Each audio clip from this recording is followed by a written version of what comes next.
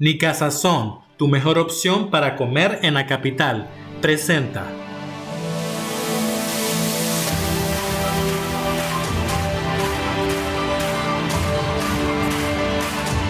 Dice que le decía a los 5 años, cuando yo sea grande, nunca mis hijos van a aguantar hambre porque nosotros sí aguantamos hambre. Cuando yo sea grande, sí vamos a tener una casa. Cuando yo sea grande, un hombre nunca me va a pegar porque desgraciadamente mi mamá sufrió maltrato.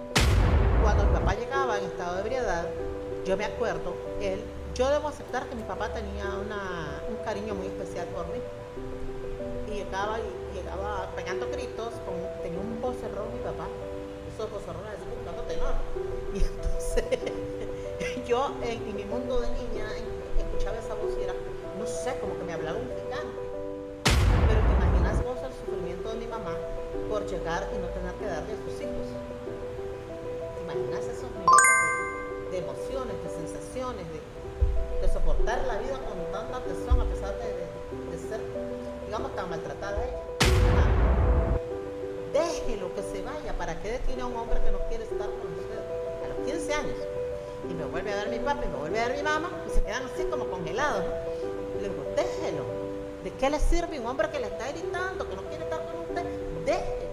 Así le digo a mis hijos, miren muchachos, vivan el día a día conmigo, tratando de acostarse sin tener nada pendiente. Porque la muerte llega de momento y porque a veces no hay tiempo siquiera para decir lo siento. Se duerme demasiado fuerte. Profundo. Para ser de una niña. Sos una niña que va a tener 15 años. Así que con tan buena suerte que también me dejaron. Y me fui a trabajar con el profesor Julio César Sandoval en la Liga del Saber y el Pollito Intelectual, los programas más vistos de esa época.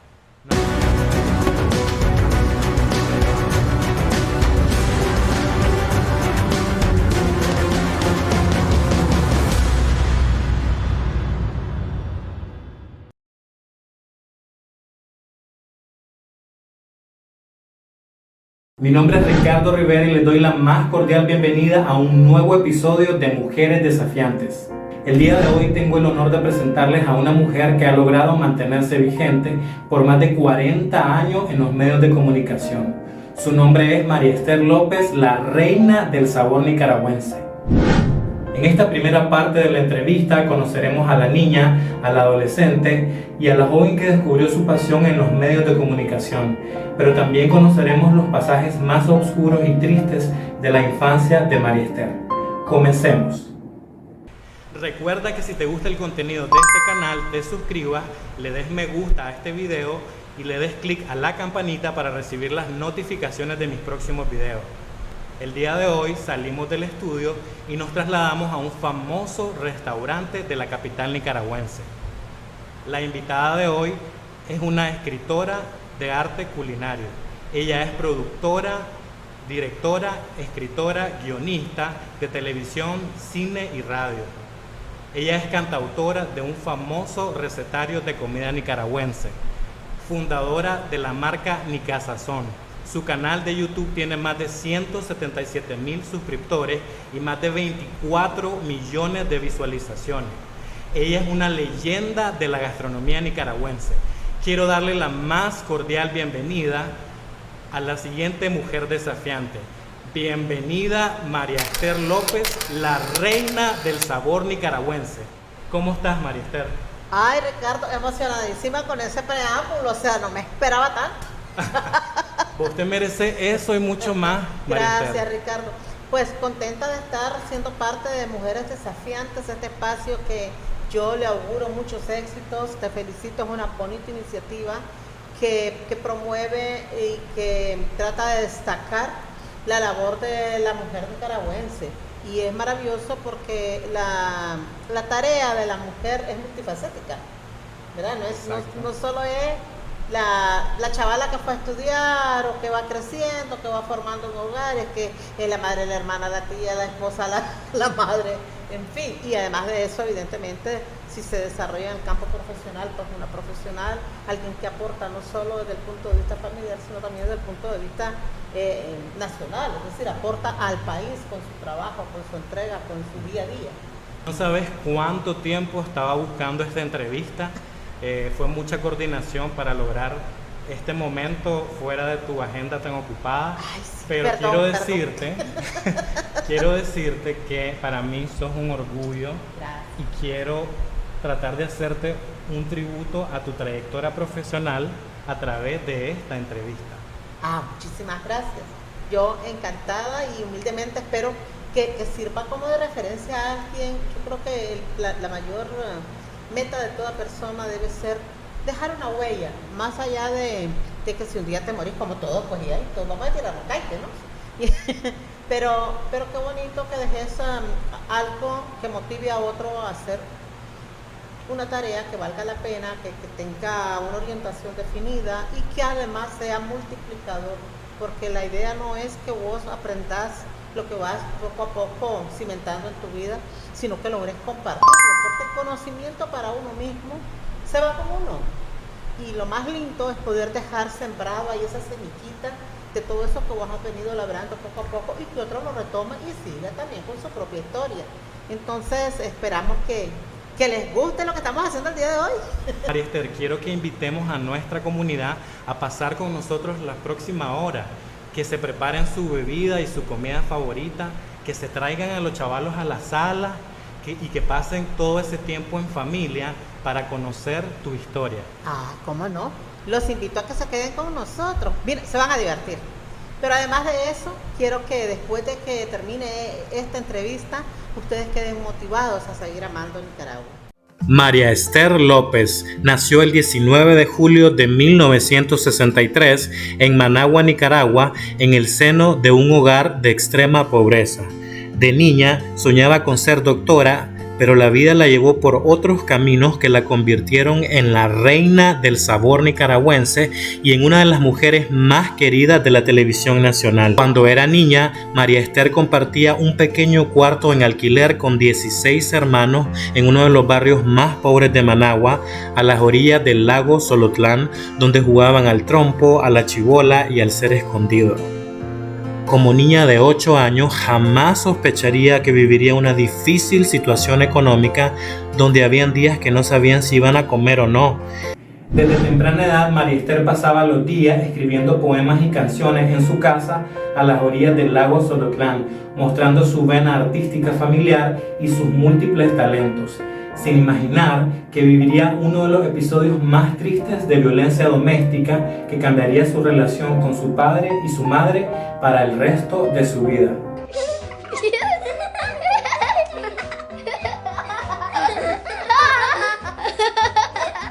María Esther, vos provenís de una familia numerosa. Habían 16 chavalos gritando en tu casa. ¿Cómo eran esos recuerdos de tu infancia?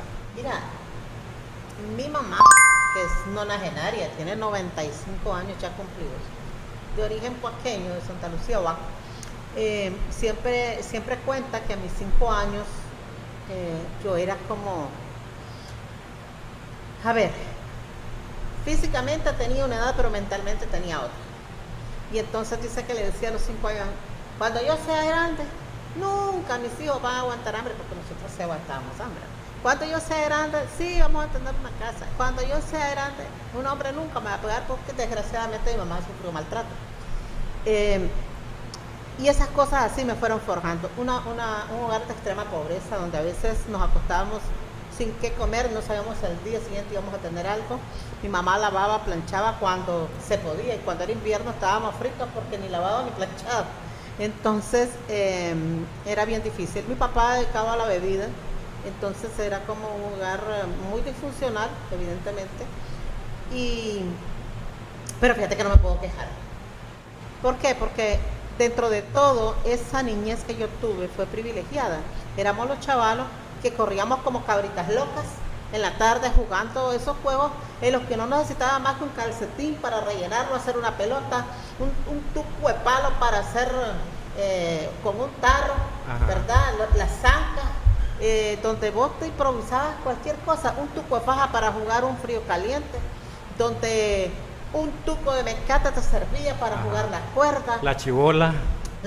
Tenía una puntería. El trompo. Por favor, mira. Al bote y al miado, Fíjate que me encanta cómo hablas, porque vos sos la típica nicaragüense. Ah, sí. Sacaclavo, Ujú. tuani, Sí, espectatuani. brutal. Barra para Brutal. el apellido brutal. No, fíjate que ha sido una lucha constante en mi vida, porque si una cosa logré entender tempranamente, es que la cultura nicaragüense está llena de una riqueza incalculable. Y a veces nosotros cometemos el error como de afrontarnos un poco de eso, de sentir vergüenza de mostrar lo que somos. No sé si alguna vez viste vos, alguna vez te pasó. A mí no, porque siempre fui necia con ese tema, pero sí en mi familia había quien, si alguien llegaba a la casa, golpeaba al cuartito que alquilaban, ¿no? Golpeaba y estaba comiendo frijolitos en bala, salía en carrera para que no lo vieran comer los frijoles en bala. Se iba a esconder, era como que no sepan que estoy comiendo frijoles en bala, si los frijoles en bala son divinos. Son nutritivos, son maravillosos, son un grano del continente. ¿Por qué vamos nosotros a menospreciarlo? Por el contrario, venir, estoy comiendo frijolitos en bala, ¿querés? Ya está, se acabó. Entonces es una lucha constante. Y fíjate que ahora ya de adulta, cuando he tenido la oportunidad incluso de estar compartiendo con chavalos de la universidad o de secundaria, y les voy a impartir charlas y demás, y siempre les digo, vean, una cosa que no deben de perder es su identidad. Cuando aquí viene, por ejemplo, la gente de comunicación, que estudia comunicación, vean, cuando aquí viene un argentino, ¿ustedes creen que ellos van a hablar como nosotros? No, siempre lo van a escuchar. Pero mira, pibe, yo te digo, y que no sé qué, ¿verdad? Esa forma tan particular que tiene el argentino de hablar de política. Pero son ellos, no somos nosotros, ¿verdad? Ellos no pierden su esencia. Solo porque están en Nicaragua no se van a poner a hablar exactamente como nosotros, aunque ambos países utilizan el vos, ¿verdad? Que es prácticamente el tú, pero en nuestra habla castellana es eso, ¿no? Es el mismo valor desde el punto de vista lingüístico. Entonces, yo les digo, vean, no pierdan su esencia, no se transformen. O dicen vos, o dicen usted, pero no digan tú, no hablen como que son de otro país, hablen como lo que son nicaragüenses. Conserven su esencia. Y me decían, pero es que ¿cómo vamos a vocear? No puedes vocear, pero puedes tutear. ¿Y en qué quedamos? La misma cosa, el mismo valor tiene. Entonces, esa terquedad mía de estar siempre martillando la identidad nicaragüense, esa terquedad mía de decir, es bonito conocer sobre la gastronomía extranjera, por ejemplo, pero eso no significa que debe borrar la nuestra. Se debe conocer por cultura, porque bueno, cuando vos vas a hablar de tu gastronomía, tenés elementos para defenderla, si conoces otra. Es decir, mira, que yo prefiero, no sé, en Estados Unidos las hamburguesas son parte de su día a día, como los emparedados de sándwich, ¿no? Y entonces, así es rica la hamburguesa, claro, por allá me encanta, yo también la he probado, pero hombre, yo prefiero un indio, ¿ya? Porque es que tiene ese sabor a maíz, a carnita, tomate, cebolla, tomate, y empezás a adornar y defender tu propio criterio. Pero si vos no conoces lo demás, y menos lo nuestro, como vas a defender nada, no tenés criterio alguno, tenés que conocer lo nuestro, tenés que defenderlo, tenés que aprender a diferenciar dónde están tus fortalezas como nicaragüense, dónde están tus debilidades desde el punto de vista cultural, ¿verdad? Porque la cultura no es solo gastronomía. Es nuestra habla, es la artesanía, es la pintura, es el arte rupestre, que ahí está, hablándonos de historia, ¿verdad? Son tantos aspectos, y lógicamente la gastronomía tiene, por ser el hecho de que nadie deja de comer, un rol importantísimo en la vida de todo ser humano.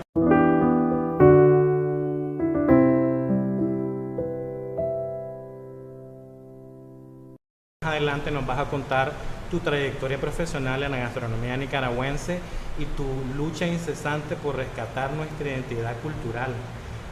Pero me gustaría volver a la parte de tu infancia, ¿verdad? Ajá, sí. ¿Qué recuerdos tenés de tu mamá y tu papá? Mira, como era el seno de un hogar a la antigua, donde el sometimiento de la mujer era mayor que el de ahora, todavía existe, pero por ejemplo yo recuerdo que mi mamá no podía salir a la venta si mi papá no le daba permiso, por ejemplo. Y yo, ¿para dónde vas vos? Le decía, ¿para dónde vas vos, mujer? No, va para adentro, nada tenés que ir a hacer a la venta, ¿verdad? Llegaba o la sopapeaba, increíblemente. Y bueno, mi mamá venía del seno de un hogar también, imagínate, de tierra adentro, Santa Lucía, Boaco, una mujer que perdió a sus padres muy chavala y fue criada hasta los 16 años por su bisabuela, que se trasladaron hacia Managua. Lógicamente, y vino a ser lo que llamaban antes hija de casa, que llevaban a las cipotas a temprana edad a trabajar en los hogares y nada más que le daban la comidita, que dónde dormir, que si un vestidito, ya sabes. Entonces, ella perteneció a ese grupo de personas que vivieron esa situación. Entonces mi mamá todo el tiempo estuvo sometida, todo el tiempo no vio más allá de lo que podía hacer su vida, acostumbrada a que la mandaran, a hacer lo que le decían y ya está. O sea, ese fue su mundo. Y luego ya después de muchos años, pues evidentemente se separó de mi papá, pero esa forma de ver la vida de mi mamá me marcó mucho a mí, me marcó para bien, porque había una terquedad dentro de mi espíritu que decía, eso no es así, eso no debe ser así. Y claro, ahora con mayor raciocinio, porque soy adulto, lo entiendo mejor, pero en mi época de niña yo decía, eso no es así, porque le va a pegar, porque le va a decir que no vaya a la venta, era como bien rebelde en ese sentido. Y fue una época muy triste.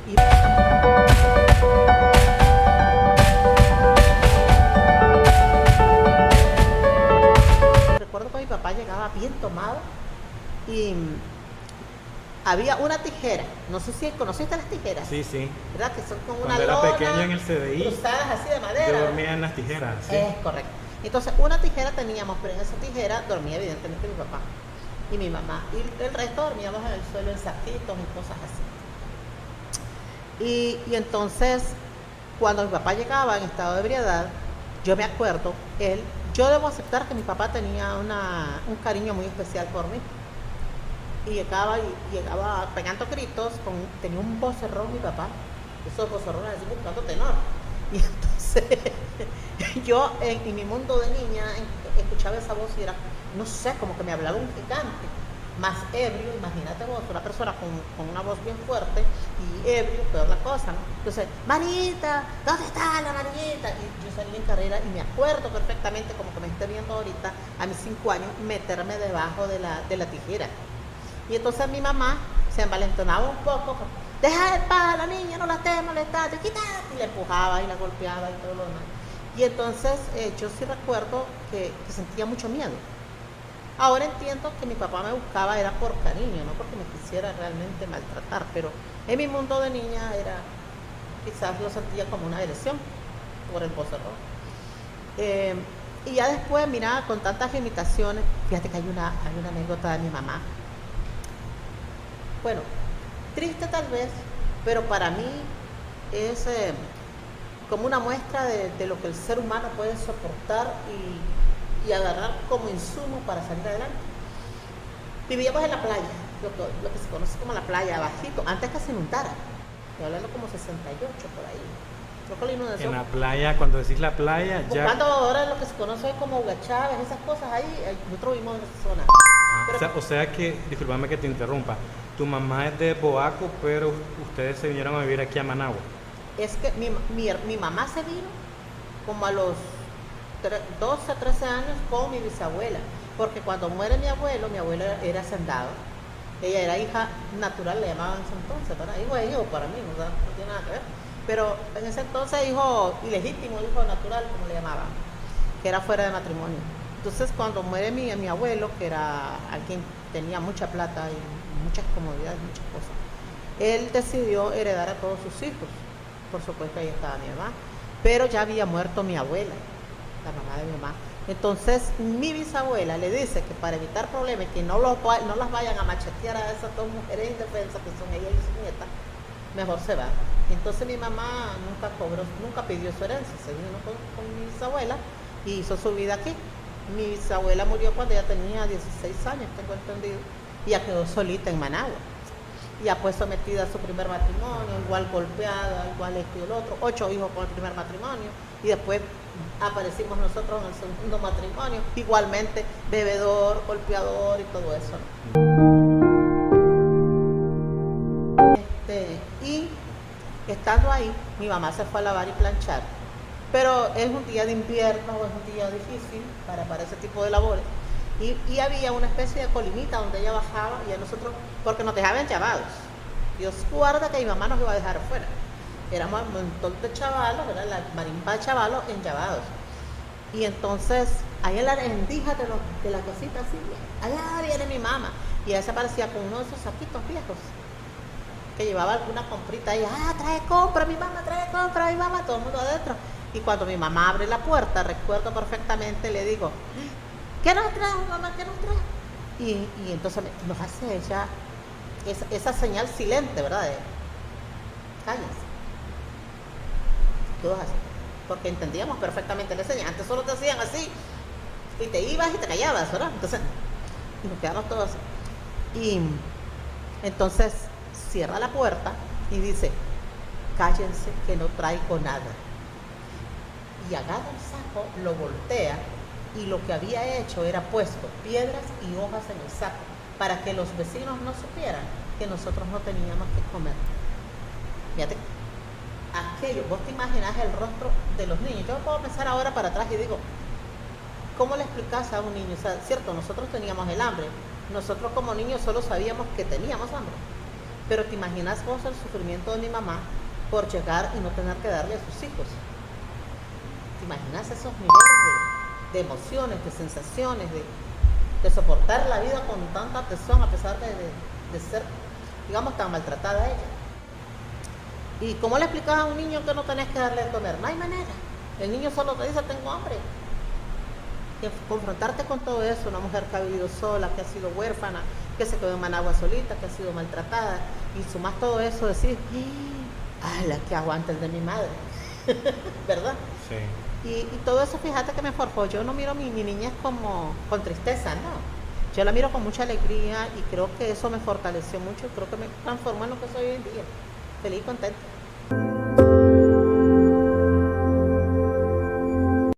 ¿Cómo logras perdonar a tu papá y transformar esas experiencias tan dolorosas en algo positivo? Mira, te voy a ser franco. Yo creo que el ser humano no conoce el perdón. Creo que lo usamos como una palabra, pero nada más. Nadie puede decir que perdona, pero te voy a decir una cosa. Si alguien te hizo algo, le dice, está bien, te perdono, pero a la vuelta de un tiempo, pase lo que pase, hizo otra cosa, ahí nomasito te acordás del otro, ¿sí o no? Sí. Entonces no has perdonado porque el perdón sería olvidar. Pero no olvidas, el ser humano no está hecho para eso.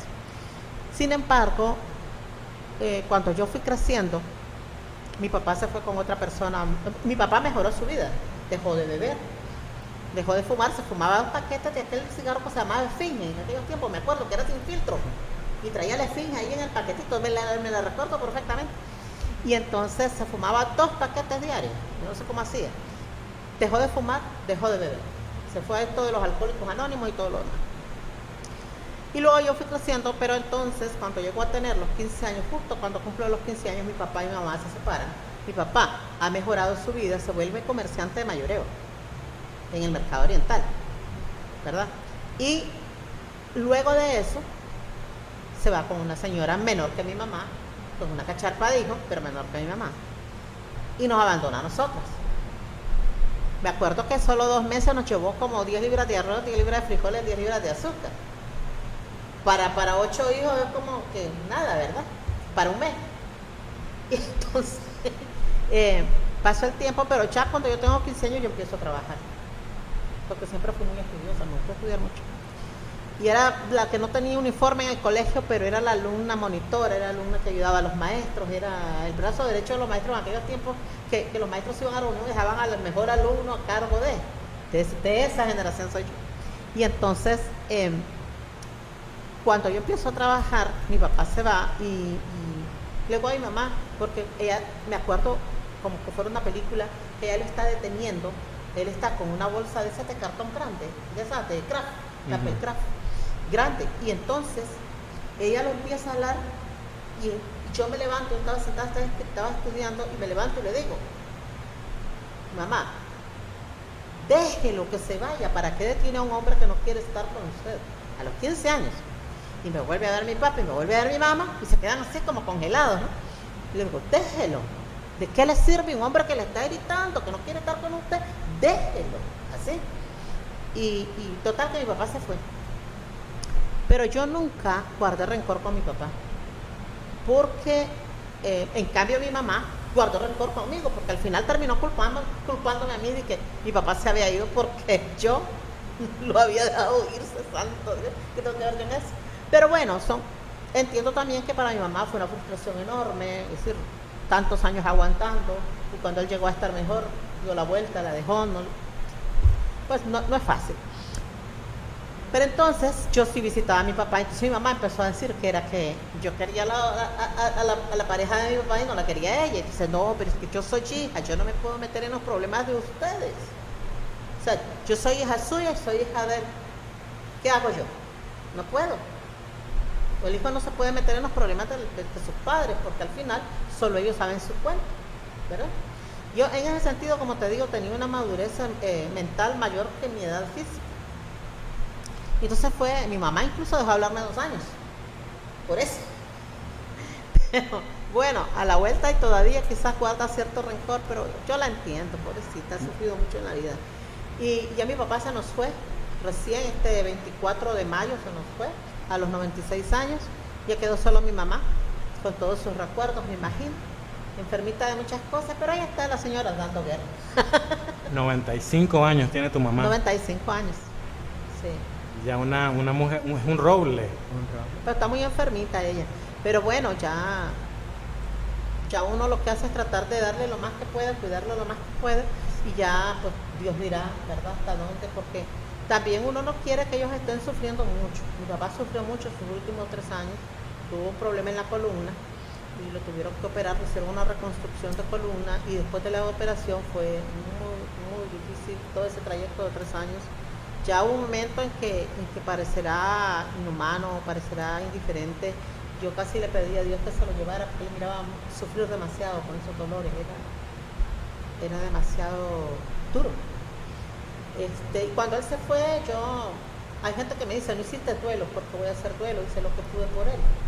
Ya se fue, ya muerto, ya no puedo hacer nada por él, ¿verdad? Así, aunque parezca deshumanizado de la frase, pero es que uno tiene que hacer por las personas lo que puede cuando están vivas.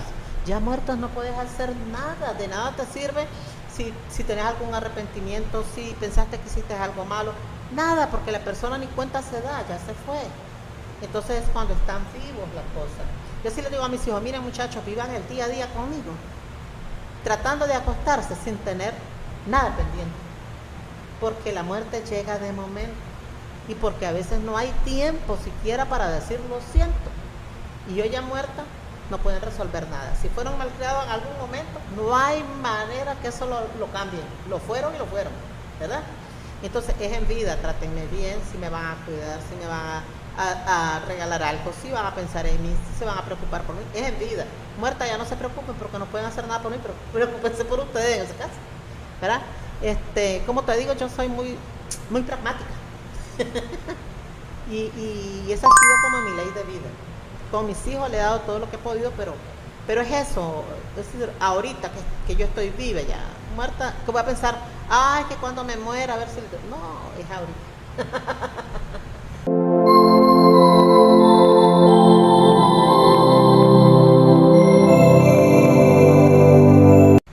Yo sé que desde pequeña te gustaba escribir canciones y poemas. Sí. Si tu papá estuviera vivo en este momento, ¿qué canción o qué poema le dedicarías? De los míos, mira, hay uno que yo escribí, pero no fue en la época de chavala, sino ya cuando tenía mis hijos, que tenía un acto en preescolar, y decía algo así de: quiero cantarte, Padre mío, con alegría para decirte que estoy feliz en este día. Era para un día al Padre. Perdona todas mis travesuras, soy solo un niño que te quiere con ternura. Yo creo que esa es una forma de expresión para los padres, ¿verdad? Independientemente que sean buenos o malos, al final son tus padres biológicos, pues. Y eso es un lazo que no lo puedes borrar, ¿verdad? Ya lo que vayas a hacer con tus situaciones de vida propia ya es otra cosa, pero son cosas así. Y si le pudieras cantar una canción a tu mamá el día de hoy, ¿cuál sería? Veas que mi mamá era medio cantarina. Ajá.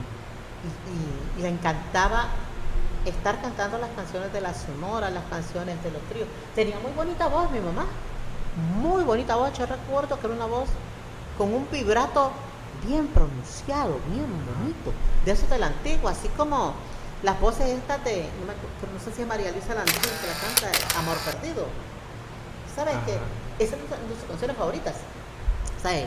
Amor perdido, si como dicen es cierto que vives dichoso sin mí. Ahorita ando un poquito ronca, así que me perdono. Qué linda voz, no, contanos un pedacito más, Vive dichoso, quizá otros labios te den la fortuna que yo no te di, por el contrario.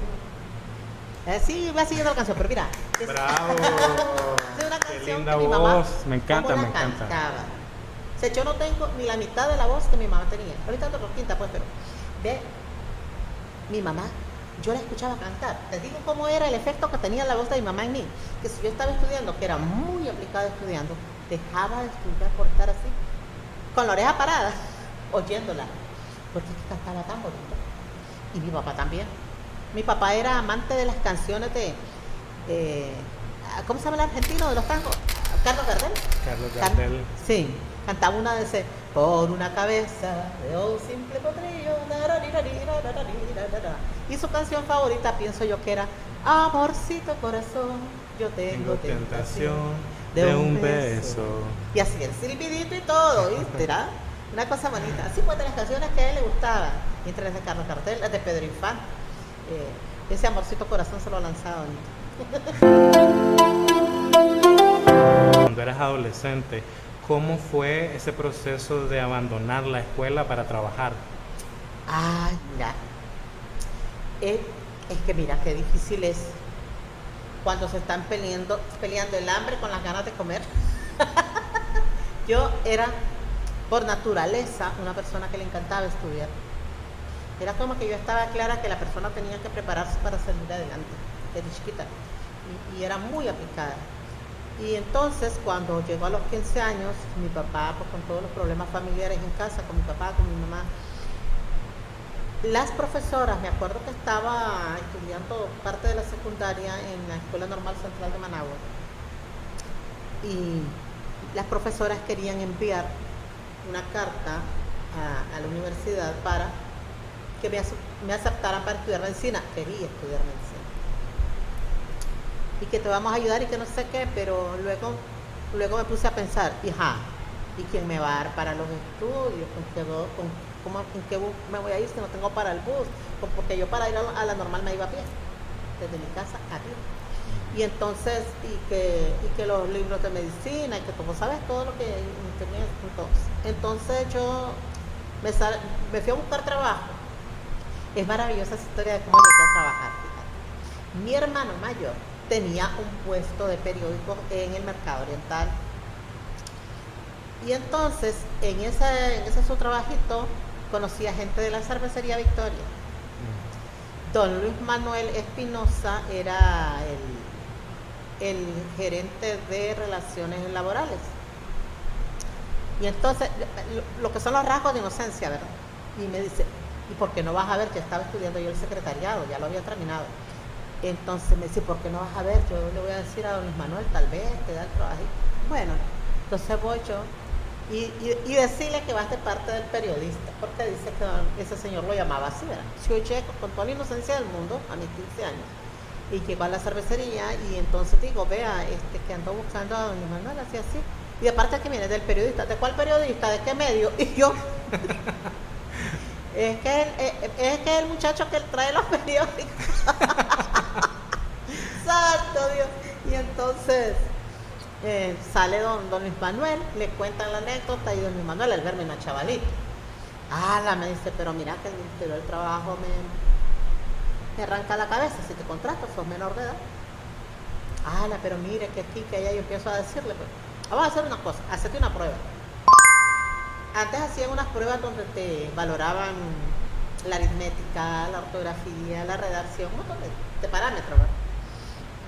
Y era un legado de este pelo. Y entonces, pero era contestar las preguntas. Entonces viene y dice, voy a una reunión, hacete eso y después vuelvo. Pero él no me dice que solo voy a poner las respuestas. Entonces yo empiezo a copiar todo el legado. Y aquella máquina, pues sabes, De escribir. Ajá. pero era un relámpago para escribir en máquina.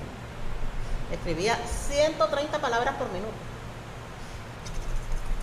Claro, este señor fue hora y media donde fue, era un legajo así, y yo ya tenía todo transcrito. Cuando él llega, ¿y qué es él? Y no me dijo que hiciera todo eso. Y ya con la respuesta, o sea, me di el lujo de responder. Y ya con la respuesta. Niña, si no era así, era solo que me pusiera. Que no me dijo, que me dijo, hagas eso, yo voy. ¿Verdad? Entendió literal. Literalmente, yo bien obediente. Y entonces le dio tanta ternura a Luis Manuel, imagino que haber fallecido Luis Manuel, ya era una persona mayor. Y entonces, don Luis Manuel me dice, mira, me voy a saltar las trancas. No te puedo ofrecer un trabajo así en una oficina, pero te vas a estar de secretaria stand-by, que era de andar para acá, para allá, del tiempo al tiempo, si faltaba una secretaria, iba yo, si faltaba otra. Pero con tan buena suerte que la primera asignación que me dan es para relaciones laborales. A la licenciada Rosa Isabel Arcia, que era la gerente. Y luego estaba en organización y método el licenciado Ernesto Espinosa. Y me dice la licenciada, váyase, me dice, a trabajar con el licenciado Ernesto Espinosa. No voy. Y claro, en aquel tiempo la taquigrafía era sine qua non, yo era, ya sabes. Y ahí me puse a trabajar esa semana y después el Ernesto Espinosa prendado y que no me fuera. Y yo fue 80, pues, ¿verdad? Y ya me quedé, y mira, era una solicitud por todos los departamentos que querían que yo me fuera para un departamento. Y bonita la historia porque al final me quedé trabajando y me acuerdo también, yo nunca he tomado, y espero Dios nunca sea. Quizás la gente dirá que es trauma, yo creo que es más bien conciencia. Mi papá tomaba, maltrataba a mi mamá, entonces yo, ¿de qué me sirve, para qué quiero yo licor en mi vida si provoca tantas cosas? No tiene caso. Entonces, tengo yo y me acuerdo que cada ocasión especial, llámese Navidad, llámese Día de las Madres, esas cosas, ¿no? Regalaba en la cervecería 1 o 2 cajillas, algo así, de cerveza a cada trabajador. Y entonces era fila de gente pidiéndome las cajillas de cerveza. Porque claro, sabían, la niña no toma. Cuando decían la niña no toma. Y entonces yo compartí. A los pocos meses de haber empezado a trabajar en la Compañía Cervecera Nacional, la vida da un giro inesperado para María Esther, quien decide participar en un concurso de poesía para el Día de las Madres, lo que significaría su pase directo para trabajar en la radio como libretista. Y estando ahí, se da la suerte de los medios de comunicación. Ahí es donde caigo a los medios. ¿Qué edad tenías? 15 años. 15 años. No duró mucho en la cervecería porque inmediatamente surgió ya lo que fue mi primer paso en los medios de comunicación. Fue maravilloso. Entonces, yo sé que a los 15 años conseguiste tu primer trabajo en medios de comunicación. ¿Cómo recordás esa entrevista? Ay, es que mi vida está llena de una anécdota que son para morirse de risa. Mira, venía en una camioneta de esas de transporte urbano, ¿no? Colectivo. Y ese día me tocó en la cabina, con suerte, porque siempre venía guindada, como todo el mundo. Pero ese día estaba en la cabina sentada y me senté. Y venía el señor oyendo la radio, y era Radio Futura, que estaba en Ciudad Jardín antes. Y entonces, y participé en nuestro concurso del Día de las Madres, envía su poema, y ganaste un pastel de 2 libras. Y en aquellos tiempos hablar de un pastel de 2 libras no es como ahora que es tan común el pastel. Era, por favor, era, cuidado. Y entonces, digo, hombre, yo voy a mandar mi poema. Mandé un poemita de las madres. Ese mismo día le pedí al señor, el office boy, que me hiciera el favor de llevarlo a la radio. Lo lleva y él al mediodía me llaman de la radio. Mire que estamos llamando a la de Radio Futura y queremos saber si usted podría escribir un poema a las madres solteras, sin saber que yo más adelante iba a ser madre soltera, ¿verdad? ¿Cómo es la vida? A la madre soltera, pero queremos que sea un soneto. Y lógicamente, mi generación sabía que era un soneto, evidentemente. Y entonces, claro que sí, yo me valentonada porque me encantaba escribir, ya sabes, poemas y todo lo demás. Y entonces escribo a las madres solteras. Y lo mando en la tarde, lo estaba mandando, así de rápida era el soneto. Al siguiente día me llaman y me dicen que si podía dar una entrevista. Pero entonces entra en juego la niña sin experiencia. Y entonces, vea, es que yo trabajo, yo no puedo. Solo podría a la hora del almuerzo, pero solo tengo 1 hora para ir, venir y hablar. Bueno, Llego a Radio Futura en Ciudad Jardín, ¿verdad? Yo toda nerviosa. Y entonces le digo, está don Julio Escobar, se llama el señor director. Esperen un momentito, pero claro, yo no digo que no hay eso, esperen un momentito, pero como soy una niña, nunca van a pensar que es quien está esperando a don Julio. Y entonces no sé qué, no sé cuánto, y ahí al rato, como a los 20 minutos, yo ya estoy preocupada. Yo estoy, me van a correr de la cervecería. Y entonces y le digo a la secretaria, mire, le digo, yo me voy a tener que ir, porque si no me van a correr de mi trabajo. Espéreme pues, se quedó don Julio, estaba esperando a alguien que le dijo que no, déjeme hablar con él. ¿Cuál es su nombre? Me dijo, dígale que la persona del poema. Entonces cuando le dicen, sale ya don Julio había pasado, no lo conocía, ya había pasado, y yo sin saber que era él. Vos sos la que escribió el poema, sí. Yo esperaba, no sé, una mujer de 30 años, de 40 años, porque ese poema es demasiado fuerte, profundo, para ser de una niña. Sos una niña que va a tener 15 años. Me dice, mira, ¿te gustaría escribir para radio? Yo no sé qué es eso, son mis fraseras. Yo no sé qué es eso, pero si usted me enseña yo lo hago. Aventada la niña. Y entonces mira, y entonces me dice, me acuerdo de don Julio que me sacó un libreto y me dice, vea, esto es un libreto de radio, esto es un programa de la mañana, se hace a las 5:30 de la mañana, quiero que usted me haga un libreto, pero no puede ni repetir las estampas que se dicen ahí ni las palabras, tiene que escribir usted, pero tiene que meterse en el programa, tiene que ser igual, que la gente sienta que es lo mismo. Ahí aprendí que el programa no podía verse diferente nunca, tenía que ser lo mismo, pero con otras cosas. Y entonces, bueno, tenía, me acuerdo, una máquina portátil, que era de valijines, chiquita, era marca Olimpia.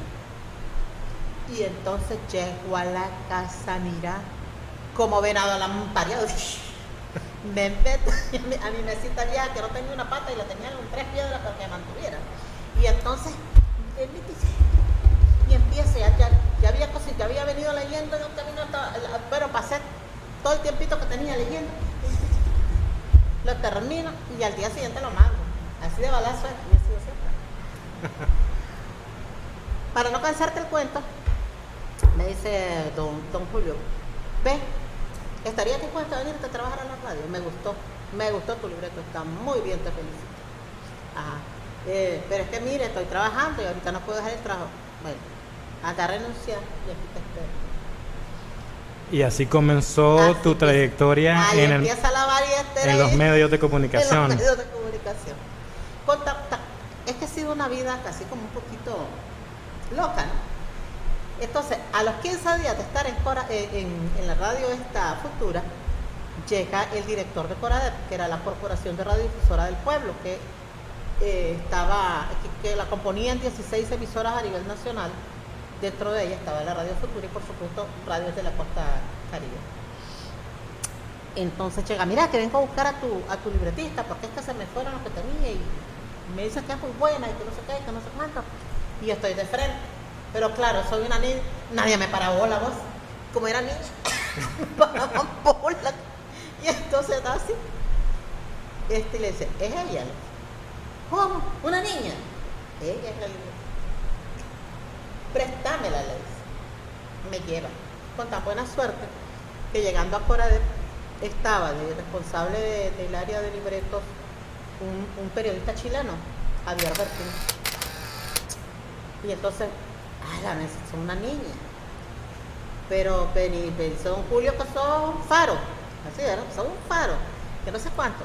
Mira, aquí vamos a escribir bastante porque tenemos que escribir para las 16 emisoras. Hay cosas que son genéricas, hay otras que son dirigidas a cada emisora y ta. Pero definitivamente, y por tu edad no sabes nada de periodismo. No, ¿estás dispuesta a venirte 2 fines de semana a recibir un taller conmigo? Una capacitación. Capacitación se decía antes más que taller, capacitación.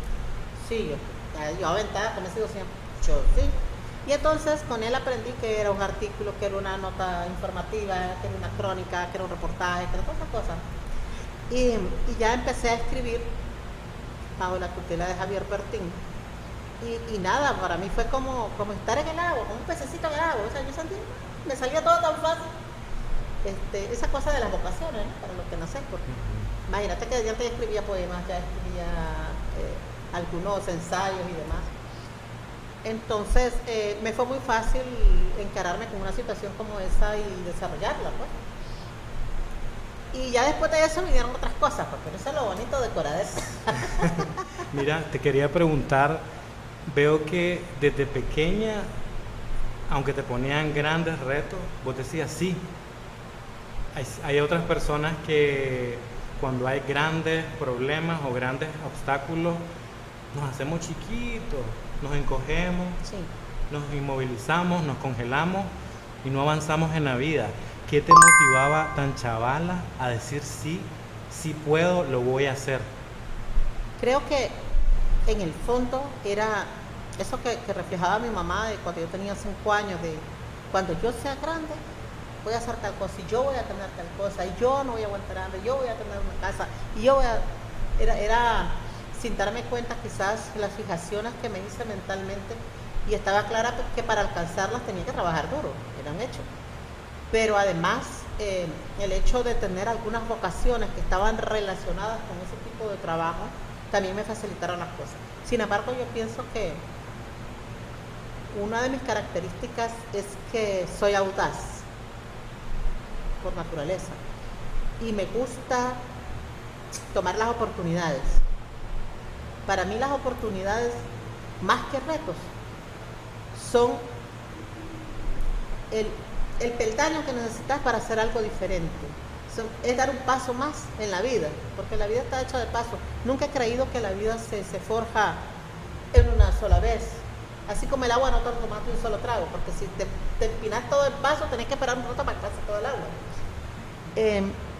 Yo creo que la vida se toma en pequeños sorbos, y cada sorbo te hidrata, te mantiene bien, te hace más fuerte. Y en ese sentido creo que la vida hay que tomarla así. Yo te diría, si tendría que resumir mi vida, que soy una cazadora de oportunidades y que nunca le he dicho no a los riesgos, porque en los riesgos tenés 2 vías: o fracasás o ganás. Pero de hecho, al no tomarlo ya fracasaste porque no lo tomás. Entonces, ¿qué te queda? Tomarlo y ver si lo lográs. Y si lo lográs, bendito sea Dios. ¿Y si no? Y si no, mira, si una puerta se cierra, una ventana se abre. Exactamente. Hay 1000 oportunidades en la vida. Solo basta que estés vos dispuesto a verlas, a encontrarlas, a tomarlas cuando te llegan. Eso es como el caso de mis libros, es una oportunidad de oro. Y mira, yo vivo feliz con la vida que el Señor me dio.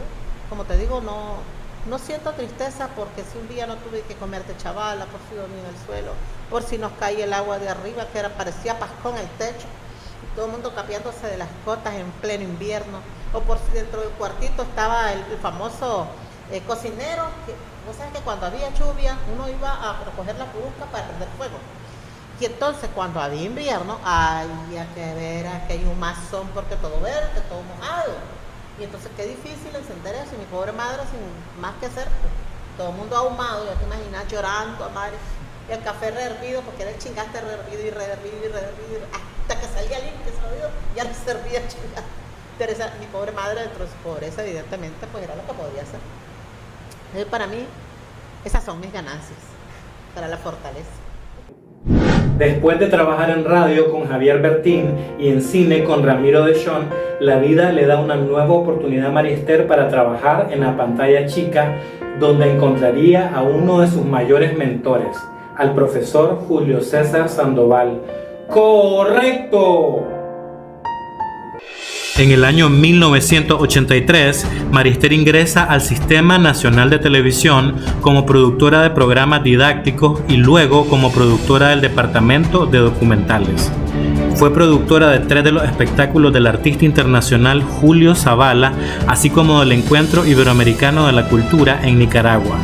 tuvo el privilegio de recorrer toda Nicaragua con el programa Aquí en esta esquina con el profesor Julio César Sandoval, con quien después colaboraría en los programas El Pollito Intelectual y La Liga del Saber, que se convertirían en dos grandes hitos de la televisión nacional nicaragüense.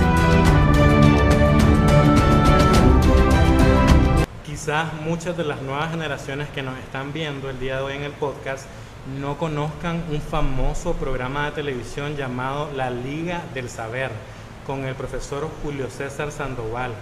¿Cómo llegás a ese programa y qué recuerdos tenés? Es que ve, para llegar a la televisión tuve dos peldaños. Uno fue la radio. Pero cuando ya estaba en radio se da la famosa primer compactación que hubo en esos tiempos. Y era, o se iba Bertín o se iba yo. Y yo, por fidelidad a quien había sido mi mentor, inmediatamente acepto y digo, no, yo me voy. En lo que llega mi mentor a decir lo mismo, pero yo ya había firmado. Y entonces mi mentor enojadísimo, ¿verdad? Que era Javier Bertín. No, pero ¿por qué te vas? Yo me iba a ir, que no sé todo. La cosa es que yo me fui. Y había un anuncio en el periódico de que se necesitaba asistente de dirección en Incine.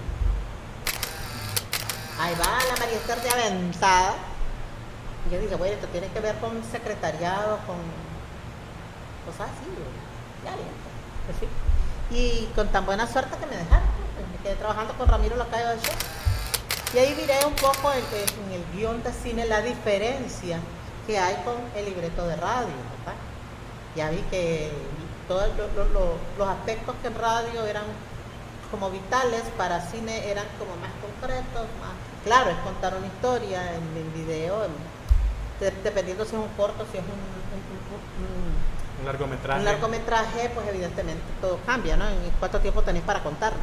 Pero además todos los aspectos que en eso se involucran. Y me acuerdo que me decía Ramiro que le transcribiera los guiones. Yo le transcribía y a veces traían los croquis de los tiros de cámara, de la dirección de cámara. Y yo, sin darme cuenta, me fui preparando en eso porque se los hacía. Y después de eso, ya vi un anuncio de la televisión, se necesitan productores didácticos, para programas didácticos. Didácticos, me gusta. Y entonces apliqué y con tan buena suerte que también me dejaron. Y me fui a trabajar con el profesor Julio César Sandoval en la Liga del Saber y El Pollito Intelectual, los programas más vistos de esa época. ¿Nos podés contar un poquito del programa de televisión para las nuevas generaciones que no conocen cómo era el programa y la popularidad que tenía? Sí. A ver, estaba dividido en dos grupos. Uno era El Pollito Intelectual, que era dirigido a primaria, y el otro era La Liga del Saber, dirigido a secundaria. Era un programa dirigido y conducido por el profesor Julio César Sandoval, una leyenda de radio, por supuesto un hombre con un conocimiento increíble, culto. Y entonces a mí me tocaba que mover cantidad de chavalos de los colegios que se enfrentaban, ¿verdad? Y cada semana había un duelo entre los colegios. Entonces era una competencia intercolegial entre escuelas. Claro, entre escuelas. Ajá. Y eran escuelas desde las más famosas, ajá, cualquier escuela entraba ahí. Entonces una escuela pipiris nice, como igual mirabas a Loyola y mirabas sencilla. Claro, Loyola, el Bautista, todo, privados, públicos. Todo. Entonces, ¿cómo era la competencia? La competencia era que nosotros visitábamos los colegios, en este caso el profesor establecía una especie de cuestionario, pero era un cuestionario que no daba toda la piedra, daba indicios.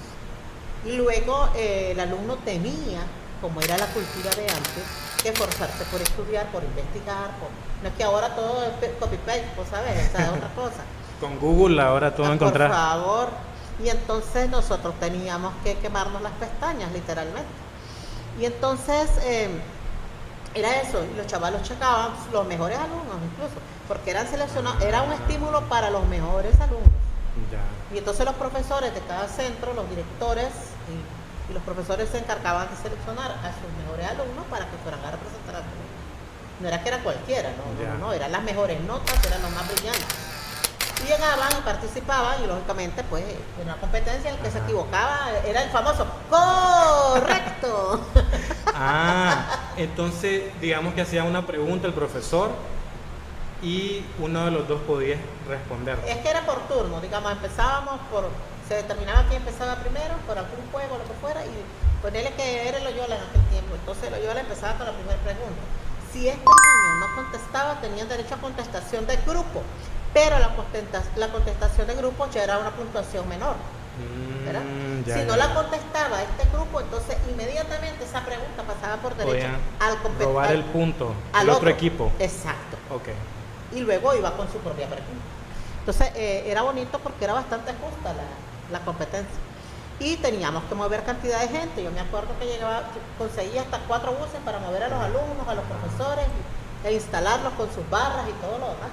Mira, ese programa era muy popular. Yo me acuerdo de pequeño que lo veía y lo veía con toda mi familia. ¿Verdad? Ahora, cuando ves en redes sociales, solo son videos de gente con poca ropa o riéndose o haciendo chistes, pero no veo programas educativos. De verdadero contenido de valor. Contenido de valor. ¿A qué le atribuís la popularidad del programa en esa época? Mira, hay factores que son muy determinantes en esa época. Número 1, era el SSTV. Toda la televisión estaba totalmente enfrascada ahí.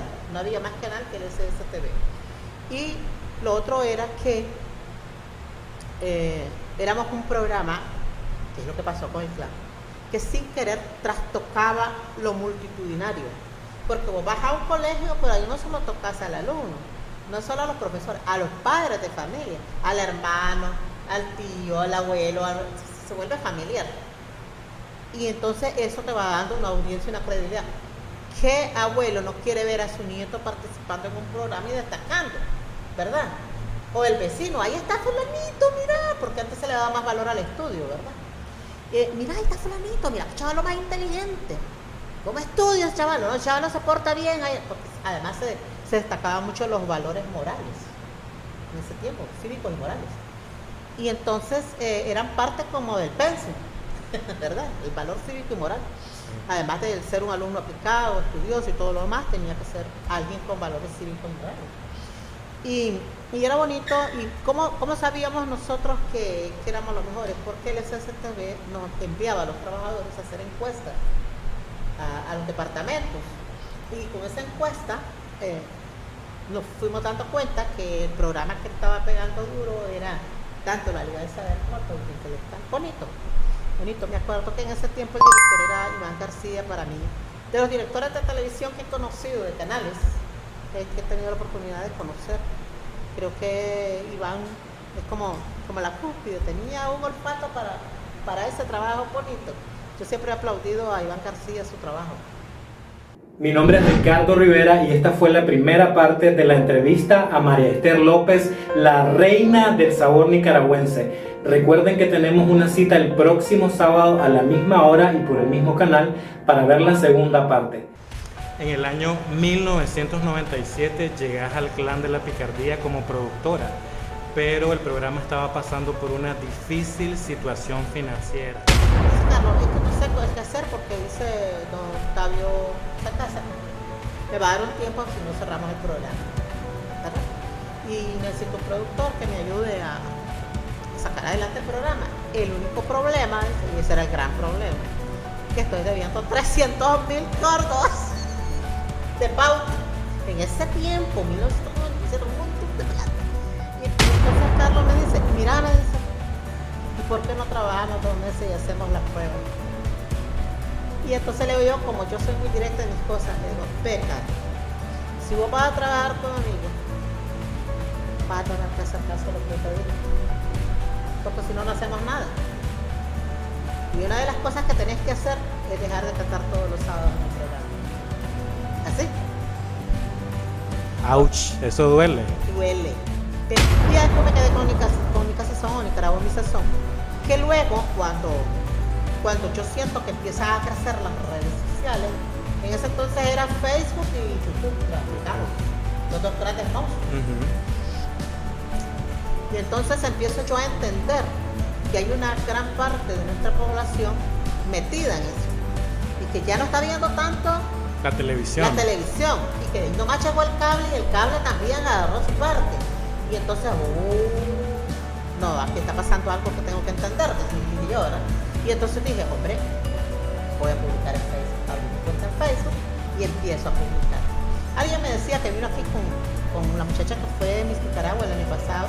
Decía, estábamos hablando aquí en el grupo que la primer creadora de contenido de Nicaragua es usted. Sí. Es usted. Exactamente.